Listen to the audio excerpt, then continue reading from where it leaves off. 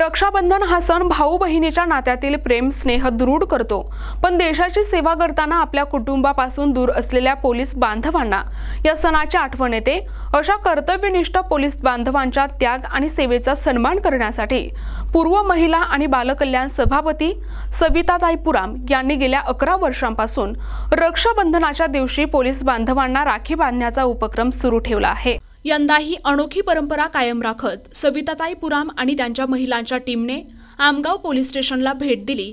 तेथे कर्तव्य बजावत असलेल्या पोलीस अधिकारी आणि जवानांच्या हातावर त्यांनी राखी बांधली। यावेळी त्यांना गोडधोड देऊन सणाचा आनंद एकत्र साजरा करण्यात आला। या उपक्रमामुळे पोलीस बांधवांच्या डोळ्यात कृतज्ञतेचे अश्रू तरळले आणि चेहऱ्यावर आनंदाचे हास्य फुलले। हा उपक्रम केवळ आमगावपुरता मर्यादित नाही, तर दरवर्षी देवरी आणि सालेकसा पोलीस स्टेशनसह सशस्त्र गृह पोलीस कॅम्प येथेही आयोजित केला जातो। सविताताई पुराम यांच्या या उपक्रमामुळे समाजाप्रती आपुलकी आणि सामाजिक बंध अधिक दृढ होण्यास मदत होते। प्रतिनिधी राधाकिसन चुटे, NTV न्यूज मराठी, गोंदिया।